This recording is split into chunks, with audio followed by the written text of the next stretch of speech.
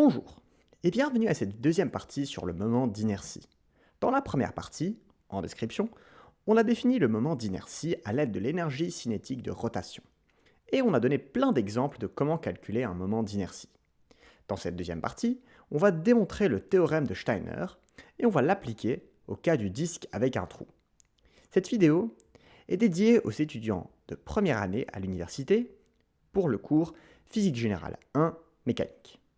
Sans plus à dire, commençons. Démontrons d'abord ce fameux théorème de Steiner, aussi appelé le théorème des axes parallèles. Celui-ci nous dit que si l'on connaît le moment d'inertie I d'un corps rigide par rapport à un axe qui traverse le centre de masse, alors on peut calculer le moment d'inertie I' par rapport à un axe parallèle au premier axe avec la formule I' égale I plus md carré, où m est la masse totale et d est la distance entre les deux axes parallèles. Pour commencer cette démonstration, on commence par faire un dessin. Comme toujours, quand on travaille avec des corps rigides, on dessine un corps quelconque, une patate si vous voulez, avec un centre de masse et deux axes. Notre origine, on la place au centre de masse. On prend une masse infinitésimale dm. On note petit r, le vecteur position de dm par rapport au centre de masse. On note grand R, le vecteur reliant O et O', O' étant un point quelconque le long du deuxième axe.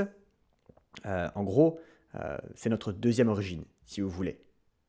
Et O, c'est le centre de masse, notre première origine. Finalement, R' est le vecteur position de dm par rapport à O'. On peut donc écrire la définition du moment d'inertie par rapport à l'axe Z'. I' est égal à l'intégrale de la norme de R' croix oméga chapeau au carré dm. Et on intègre sur P, la patate.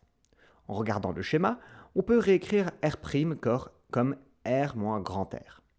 On peut distribuer le produit vectoriel et on peut développer le carré.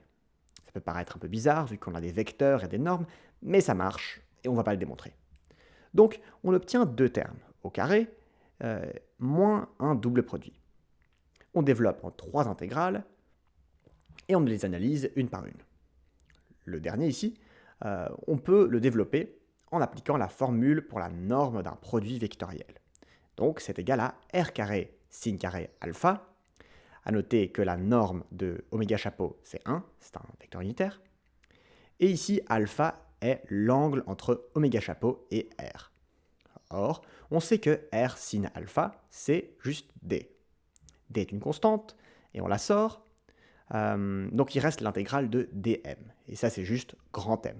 Donc ce terme-là est égal à md carré. Le premier terme, c'est littéralement la définition du moment d'inertie I par rapport au centre de masse. Mais donc, on a nos deux termes I et md carré. Tout ce qu'il reste donc à faire, c'est de démontrer que le terme du milieu fait 0. On a donc moins 2 fois l'intégrale de ces deux normes-là.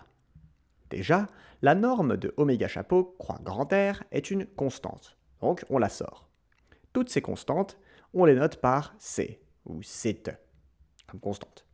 Donc, on a une constante fois l'intégrale de la norme d'oméga chapeau croix R.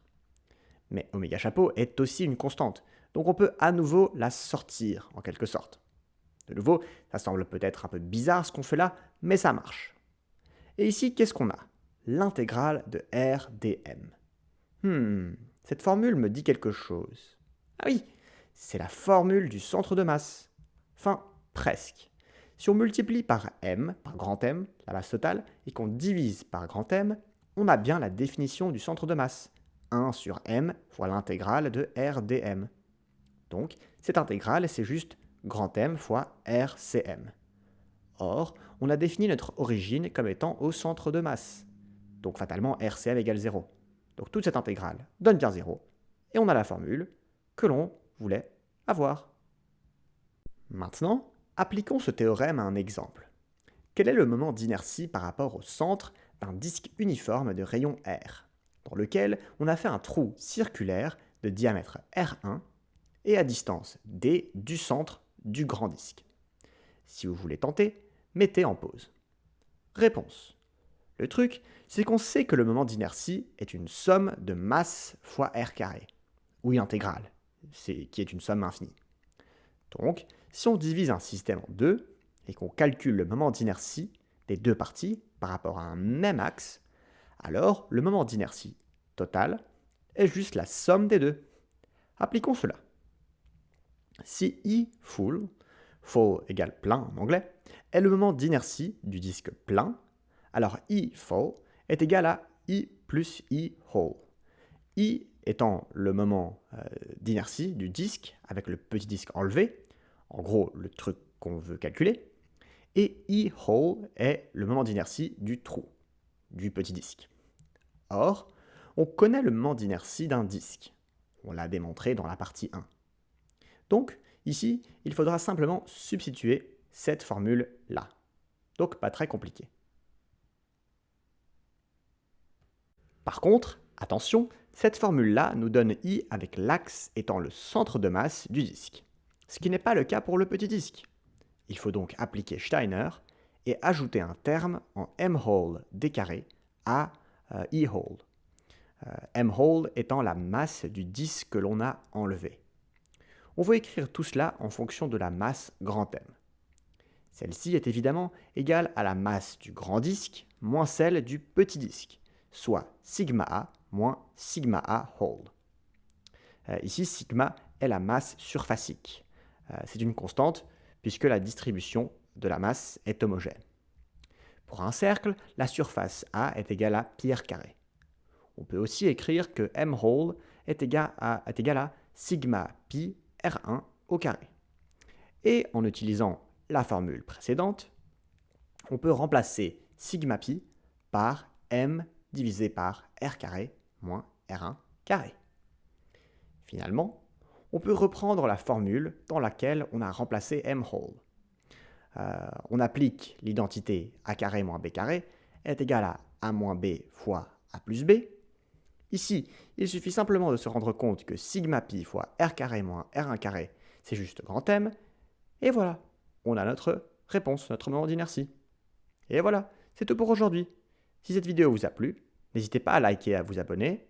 Et puis, merci d'avoir regardé cette vidéo.